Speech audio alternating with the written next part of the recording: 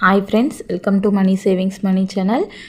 நம்ம இன்றைக்கி பார்க்க போகிறது, நாங்கள் ஹவுசிங் லோன் வாங்கும்போது என்னென்ன பிரச்சனைகளை சந்தித்தோம், அதில் என்னென்ன சிக்கல் இருக்குது, அதை நாங்கள் எப்படியெல்லாம் சரி பண்ண முயற்சி பண்ணுறோம், அது எல்லாத்தையும் தான் இன்றைக்கி உங்களோட ஷேர் பண்ண போகிறேன். நம்ம எல்லாத்துக்குமே சொந்த வீடு வேணும் அப்படின்றது ஒரு பெரிய கனவாக இருக்கும். சொந்த வீடு, எப்படியாவது ஒரு சொந்த வீடு, நமக்குன்னு ஒரு சின்ன வீடாவது கட்டிடணும், நம்ம வீடுன்னு அப்படின்னு சொல்லி நம்ம எல்லாத்துக்குமே கனவு இருக்கும்.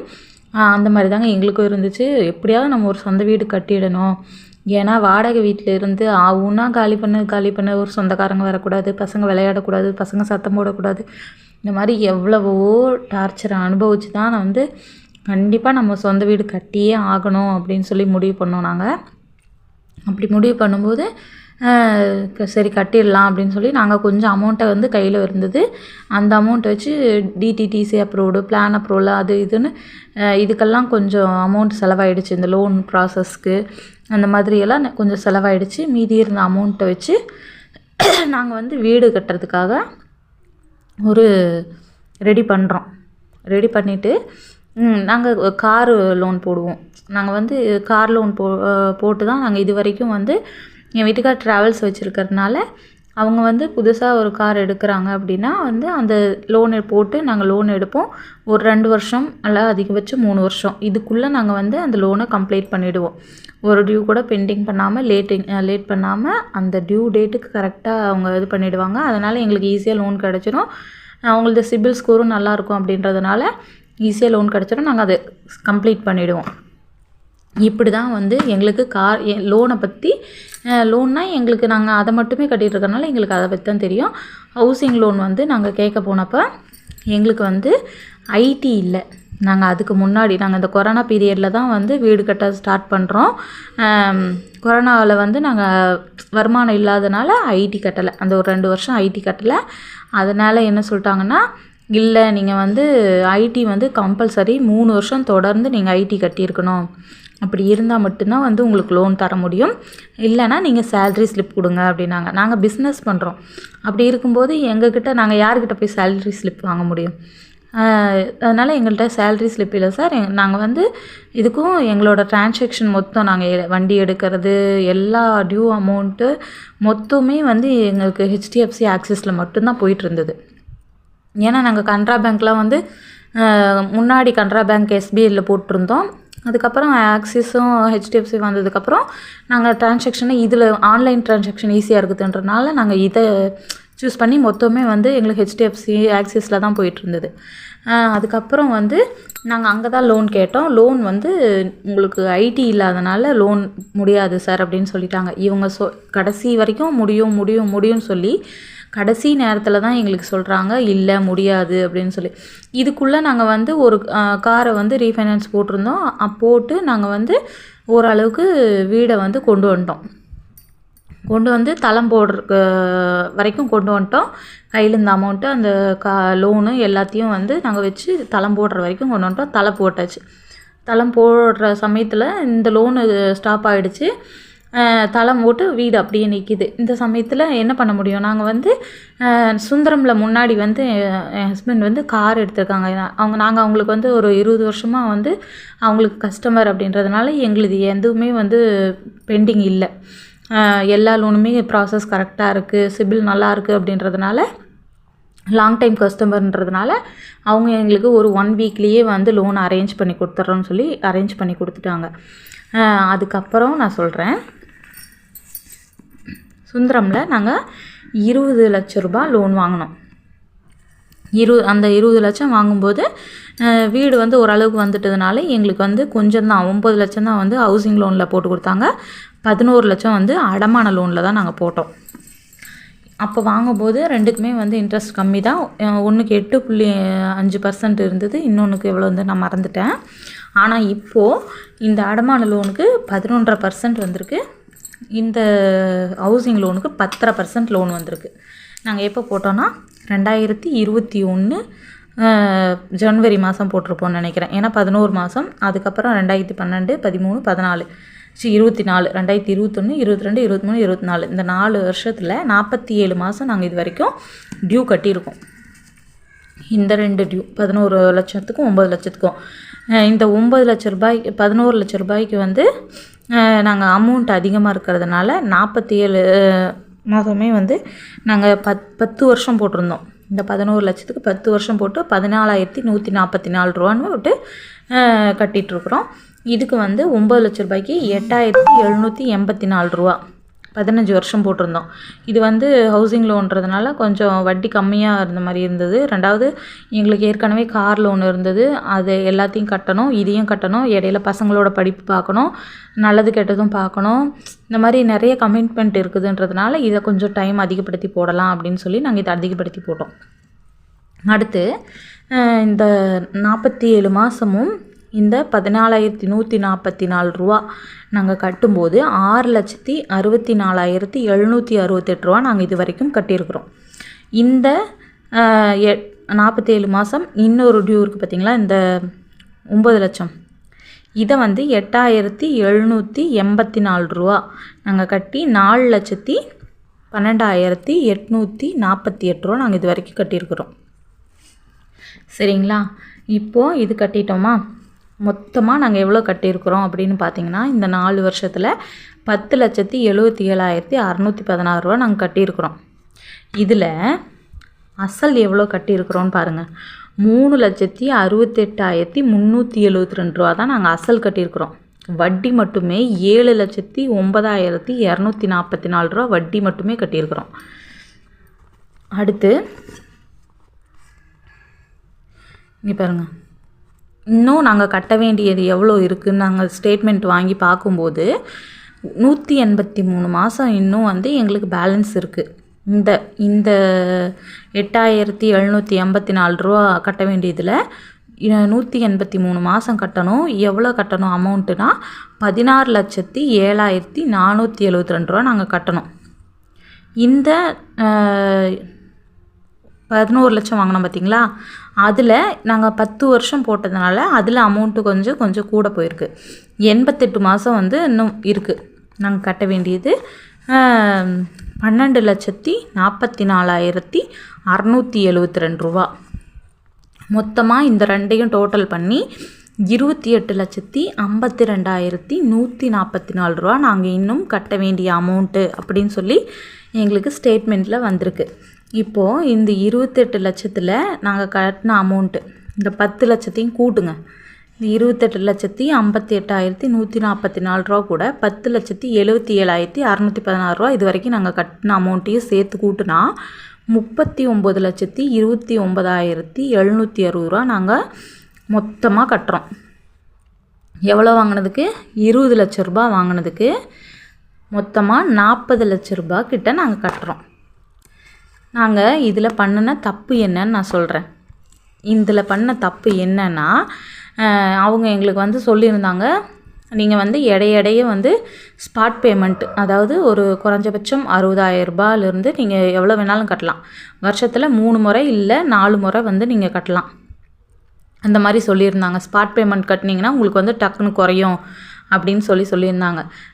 எங்களுக்கு வந்து இந்த லோனு நிறைய கமிட்மெண்ட்லாம் இருந்ததுனால இந்த வீடும் கட்டின அப்போ புதுசு, இடையில ஜுவல்லு எல்லாமே வச்சு தான் நாங்கள் அந்த வீட்டை வந்து கம்ப்ளீட் பண்ணோம். அப்போவுமே வந்து காம்பவுண்ட்லாம் பண்ணாமல் இருந்தது. நாங்கள் அந்த இருந்த காசு வரைக்கும் பண்ணிவிட்டு அப்படியே வச்சுருந்தோம். அதுக்கப்புறம் வந்து ஒரு 2 வருஷம் கழித்து, அந்த 2 வருஷம் வரைக்கும் நாங்கள் ஸ்டேட்மெண்ட் வாங்கலை, இந்த லோனை மட்டும் அப்படியே கட்டிகிட்ருக்குறோம். ஏன்னா எங்களுக்கு என்னென்னா, நாங்கள் இது வரைக்கும் கார் லோன் தான் வாங்கியிருக்கிறோம். கார் லோன் எப்படின்னா 2 வருஷம்னா 2 வருஷம் நீங்கள் அந்த லோன் போடுறீங்களா, இத்தனை மாதம் போடுறீங்கன்னா அத்தனை மாதம் கட்டி முடிச்சிட்டிங்கன்னா அவ்வளோதான், முடிஞ்சு. அந்த மாதிரி உங்களுக்கு நோ அப்ஜெக்ஷன் சர்டிஃபிகேட் கொடுத்துருவாங்க. அதுக்கப்புறம் உங்களுக்கு அது லோன் கட்ட வேண்டிய அவசியம் இருக்காது, உங்களுக்கு அதில் எந்த ஒரு பிரச்சனையும் இருக்காது. ஆனால் இந்த லோன் அப்படி கிடையாது. இதில் உங்களுக்கு வட்டி மாறுபடும். அப்போது உங்களுக்கு இந்த அமௌண்ட் வந்து இன்க்ரீஸ் ஆகிட்டே போகும். இதை பற்றி நாங்கள் யோசிக்காமலே விட்டுட்டோம். அந்த 2 வருஷம் வந்து நிறைய கமிட்மெண்ட்டு, வீடு கட்டி அப்போ தான் வந்தோன்றதுனால ரொம்ப டைட்டாக இருந்ததுனால நாங்கள் இதை பற்றி யோசிக்கவே இல்லை. அதுக்கப்புறம் 2 வருஷம் கழிச்சுட்டு நாங்கள் ஒரு கார் லோன் முடிஞ்சு, அப்போவுமே நாங்கள் இதை பற்றி யோசிக்கல. ஒரு கார் லோன் முடிஞ்சு திருப்பி நாங்கள் இன்னொரு கார் லோன் போட்டோம். ஒரு 7 லட்ச ரூபா வந்துச்சு. அந்த லோனை வந்து நாங்கள் என்ன பண்ணிட்டோம், திருப்பியும் காம்பவுண்டு ஃபுல்லாக கம்ப்ளீட் பண்ணுறக்கும் ஷீட்டு போடுறது, கேமரா மாட்டுறது, இந்த மாதிரியான எக்ஸ்ட்ரா தேவைங்களுக்கு நாங்கள் யூஸ் பண்ணிட்டோம். யூஸ் பண்ணி முடிச்சுட்டு நாங்கள் கையில் காசு வச்சுருக்கிற வரைக்கும் அந்த ஸ்டேட்மெண்ட்டை வாங்கலை நாங்கள்.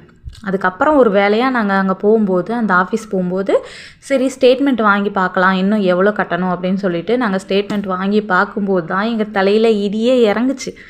ஏன்னா நாங்கள் ஸ்டேட்மெண்ட் வாங்கி பார்க்கும்போது அசலில் எங்களுக்கு அமௌண்ட்டே குறையாமல் எங்களுக்கு ஃபுல்லாக நாங்கள் வட்டி மட்டுமே கட்டிகிட்ருந்தோம். நீங்கள் 3 வருஷம் உழைச்சி கட்டுறீங்க, உங்களுக்கு அசல்லே குறையாமல் வட்டி மட்டுமே கட்டிகிட்டு இருந்திருந்தீங்கன்னா இப்படி இருந்திருக்கும் நினச்சி பாருங்கள். அப்போ வாங்கி பார்த்துட்டு எங்களுக்கு ஒரு ரொம்ப அப்செட் ஆகிடுச்சு. ஏன்னா இது ஃப்ளோட்டிங் இன்ட்ரெஸ்ட்டுன்றதையும் நாங்கள் மறந்துட்டோம். ஏன்னா நாங்கள் அந்த லோன் கட்டுற ஞாபகத்துலேயே கட்டிகிட்டு இருந்துட்டோம். இது ஃப்ளோட்டிங் இன்ட்ரெஸ்ட்டுன்றதை மறந்ததுனால இது பாட்டுக்கு ஏறிக்கிட்டே இருந்தது. அதுக்கப்புறம் அந்த சமயத்துலேயே அந்த லோனும் வந்துருச்சு இல்லைங்களா. இப்போ மறுபடியும் அதுக்கப்புறம் நாங்கள் ஒரு புது காரை எடுத்துட்டோம். அந்த 7 லட்ச ரூபா வாங்கினதில் 2 லட்ச ரூபா போட்டு இந்த காம்பவுண்ட் வேலைலாம் முடித்து மறுபடியும் இன்னொரு கார் எடுத்துட்டோம். அதனோட லோன் இருக்குது. இப்போது எங்களுக்கு அந்த புது காரோட லோனு, அந்த 7 லட்சம் வாங்கின காரோட லோனு, இந்த 2 லோன், 4 லோனு, பசங்களோட படிப்பு, வீட்டு செலவு எல்லாத்தையும் பார்க்கணுன்னா எப்படி முடியும்? அதனால் இந்த 1 வருஷமாக எங்களால் இதுக்கு அமௌண்ட்டே கட்ட முடியல. கடைசியில் இந்த வருஷம் ஸ்டேட்மெண்ட் வாங்கி பார்க்கலான்னு வாங்கி பார்த்தா இங்கே 183 மாதம் நீங்கள் கட்டணும்னு வந்திருக்கு. இது 88 மாதம், இது 183 மாதம். 183 மாதம்னா 16 லட்ச ரூபாய்க்கு மேலே நீங்கள் இது வரைக்கும் இன்னும் கட்டணும். இதில் 12 லட்ச ரூபாய்க்கு மேலே நீங்கள் கட்டணும்.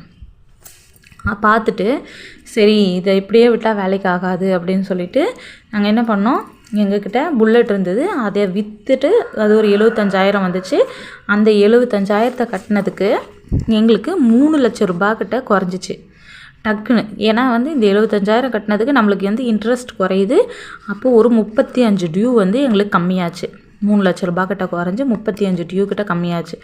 சரி இது குறைஞ்சி இதை வாங்கி ஸ்டேட்மெண்ட் பார்த்ததுன்னே எங்களுக்கு ஓகே ஓரளவுக்கு கொஞ்சம் நம்பிக்கை வந்துருச்சு.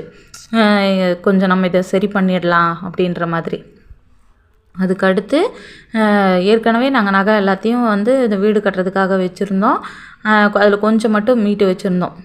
அந்த நகை மறுபடியும் மீதி இருந்த நகை இடையில் எடுத்தது, இந்த மாதிரி எல்லாத்தையும் கொண்டு போய் வச்சு ஒரு 170 மட்டும் வச்சோம். 170க்கு வச்சு அதை கொண்டு போய் கட்டினப்போ எங்களுக்கு 4,90,000 ரூபா கிட்ட கம்மியாச்சு. அசலில் வட்டியில் எல்லாம் சேர்த்து ஒரு 4 லட்ச ரூபா கிட்ட கம்மியாச்சு. இப்போது 2 சேர்த்து ஒரு 8 லட்ச ரூபா. நாங்கள் எவ்வளோ கட்டியிருக்கிறோன்னா 2.5 லட்ச ரூபா கட்டினதுக்கு ஒரு 8 லட்ச ரூபா கிட்ட எங்களுக்கு கம்மியாயிருக்கு. 790 8 லட்ச ரூபா, நியர்பை 8 lakhs அப்படி கம்மியாயிருக்கு. இனி நாங்கள் என்ன முடிவு பண்ணியிருக்கோன்னா வருஷத்தில் ஒரு 2 அல்லது 3 முறையாவது, ஏன்னா குறைஞ்சபட்சம் 60,000க்கு மேலே தான் ஒரு இது கட்ட முடியும். இது கட்டணுன்னா 60,000க்கு வேணும், இது கட்டணுன்னா 80,000கிட்ட வேணும். அந்த மாதிரி கட்டணுன்னா நம்ம ஓரளவுக்கு கொஞ்சம் சிக்கனமாக இருந்து மிச்சம் பிடிச்சி இதை கட்டினா தான் இந்த லோன்லேருந்து நம்ம மீள முடியும் அப்படின்னு முடிவு பண்ணிட்டு இனி ஓரளவுக்கு முடித்து கட்டிடணும் அப்படின்னு முடிவு பண்ணியிருக்கோம். இப்போ நான் எதுக்காக இந்த வீடியோ போடுறேன்னா, நீங்கள் ஒரு வீடு கட்டணும்னு பிளான் பண்ணியிருக்கீங்க அப்படின்னு சொன்னால் தயவு செஞ்சு நீங்கள் முடிஞ்ச அளவுக்கு நீங்கள் சம்பளம் வாங்குறவங்களா இருந்தால் உங்களோட சேல்ரி ஸ்லிப்பை வச்சு நீங்கள் லோன் வாங்க முடியுமான்னு பாருங்கள். வீடு கட்டணும்னு நீங்கள் யோசிக்கும் போதே. அப்படி முடியாதுன்றாங்களா, நீங்கள் ஐடி ஃபைல் பண்ணுங்கள். நீங்கள் யோசிக்கும் போதே சொல்கிறேன், வீடு கட்ட பிளான் பண்ணதுக்கப்புறம் இல்லைங்க, யோசிக்கும் போதே நீங்கள் ஐடி ஃபைல் பண்ணணும். ஐடி ஃபைல் பண்ணி குறைஞ்சபட்சம் 3 வருஷம் ஐடி இருந்தால் தான் உங்களுக்கு லோன் தராங்க. அதே மாதிரி லோன் இன்ட்ரெஸ்ட் உங்களுக்கு எங்கே கம்மியாக இருக்குதுன்னு பாருங்கள். இது எல்லாமே நம்ம வீடு பிளான் பண்ணிட்டா நம்மளுக்கு டைமே இருக்காது. அந்த அவசரத்தில் நம்மளுக்கு எங்கேயும் எதுவுமே யோசிக்க தோணாது. அதனால நீங்கள் முன்னாடியே ப்ரீ பிளான் பண்ணுங்கள். இது எல்லாத்தையும் ஐடி ஃபைல் பண்ணுங்கள். இல்லை உங்கள் சேலரி ஸ்லிப்பை வச்சு இது பண்ண முடியுதா பாருங்கள். லோன் அமௌண்ட்டு இன்ட்ரெஸ்ட் எங்கே கம்மியாக இருக்குதுன்னு பாருங்கள். அதே மாதிரி முடிஞ்ச அளவுக்கு வருஷத்தை கம்மி பண்ணி போட பாருங்கள். நீங்கள் லோன் வாங்காமல் இருக்கிறது ரொம்ப நல்லது. உங்களால் சேர்த்து வச்சே உங்களால் ஒரு வீடு கட்ட முடியும் அப்படின்னா உண்மையிலேயே அது ரொம்ப நல்ல விஷயம். அப்படி இல்லை நீங்கள் லோன் வாங்கி தான் எங்களால் சேர்த்து வச்செல்லாம் பண்ண முடியல அப்படின்னு சொல்லி எங்களை மாதிரி லோன் வாங்குறீங்கன்னா நீங்கள் தயவு செஞ்சு வருஷத்தை கம்மி பண்ணுங்கள். வருஷத்தை கம்மி பண்ணும்போது அமௌண்ட் அதிகமாக தான் இருக்கும். நம்ம கஷ்டப்படுவோம் கொஞ்சம். ஆனாலும் நம்மளுக்கு நம்ம சம்பாத்தியத்தை இன்னொருத்தங்களுக்கு அப்படியே தூக்கி கொடுக்குற மாதிரி கொடுக்க தேவையில்லை. அதனால் நீங்கள் லோன் போடும்போது இந்த விஷயங்களை எல்லாத்தையுமே கொஞ்சம் கவனத்தில் வச்சு இதெல்லாம் பார்த்தீங்கன்னா, அதே மாதிரி வருஷம் வருஷம் வந்து ஸ்டேட்மெண்ட் வாங்குங்க. நீங்கள் ஸ்டேட்மெண்ட் வாங்கும்போது தெரிஞ்சிடும் இன்னும் நீங்கள் எவ்வளோ கட்டணும், எப்படி அதை கம்மி பண்ணலாம், ஒரு ஐடியா கிடைக்கும். ஐடியா கிடைக்கும்போது ஈஸியாக வந்து நீங்கள் அதை கொஞ்சம் அதுலேருந்து வெளியில் வர முடியும். எவ்வளவோ பேர் இந்த மாதிரி தான் ஆசைப்பட்டு வீட்டை கட்டி கடைசியில் அந்த வீடு கட்டுறதுக்காக வாங்கின லோனை கட்டுறதுக்கு அந்த வீட்டை விற்று லோன் கட்டி முடித்து வெளியில் வந்தவங்களாம் உண்டு. அதனால் தயவு செஞ்சு வீடு கட்டுறீங்கன்னா முடிஞ்ச அளவுக்கு லோன் வாங்காதீங்க. வாங்குறீங்கன்னா பேங்க்கில் வாங்குங்க. பேங்க்கில் வாங்கும்போது உங்களுக்கு வந்து வட்டி கம்மியாகும். அதனால் நீங்கள் முடிஞ்ச அளவுக்கு பேங்க்கில் வாங்க பாருங்கள். இது எல்லாமே வந்து எங்களோட எக்ஸ்பீரியன்ஸ் தாங்க. நாங்கள் மாட்டின மாதிரி யாரும் வந்து இதில் போயிட்டு இப்படி மாட்ட வேண்டாம், இந்த மாதிரியெல்லாம் பிரச்சனை இருக்குது அப்படின்னு சொல்கிறதுக்கு தான் வந்து நான் சொல்கிறேன். இதில் வந்து இது எல்லாமே அவங்க வந்து முன்னாடியே சொன்னாங்க எங்களுக்கு, இந்த ஸ்பாட் பேமெண்ட் கட்டினீங்கன்னா குறையும், இது எல்லாமே எங்களுக்கு சொன்னாங்க. எங்களுக்கு வந்து அப்போது இருந்த டைட்டு, நாங்கள் வந்து அந்த கார் லோன் மாதிரியே நினச்சது எல்லாமே வந்து எங்களோட மிஸ்டேக்கு இதில் நிறைய இருக்குது. அதனால தான் சொல்கிறேன், எங்களோட அனுபவத்தில் தான் நாங்கள் வந்து இதை சொல்கிறோம். அதனால் இதை ஒரு இது உதாரணமாக எடுத்துக்கோங்க. எடுத்துகிட்டு இதில் உங்களுக்கு கிடைச்ச விஷயங்களை எடுத்துக்கிட்டு, இல்லை நான் சொல்லாத விஷயங்கள் உங்களுக்கு தெரிஞ்சிருந்துச்சுன்னா இதில் இருந்து எப்படி வெளியில் வரலான்ற ஐடியா உங்களுக்கும் தெரிஞ்சிச்சுன்னா அதையே எனக்கு சொல்லுங்கள், நானும் தெரிஞ்சுக்கிறேன். ஏன்னா எனக்கு தெரியாத விஷயங்கள் உங்களுக்கும் நிறைய தெரிஞ்சிருக்கலாம், உங்களுக்கு தெரிஞ்ச விஷயங்கள் எனக்கு தெரியாமல் இருக்கலாம் நிறையா. அதனால் வந்து சொல்லுங்கள், அதை நானும் எடுத்துக்கிறேன், அது எனக்கு செட் ஆகும் அப்படின்னா. இந்த வீடியோ உங்களுக்கு யூஸ்ஃபுல்லாக இருக்கும்னு நினைக்கிறேன். அப்படி யூஸ்ஃபுல்லாக இருந்துச்சுன்னா லைக் பண்ணுங்கள், ஷேர் பண்ணுங்கள், மறக்காமல் சப்ஸ்கிரைப் பண்ணுங்கள். தேங்க்ஸ் ஃபார் வாட்சிங்.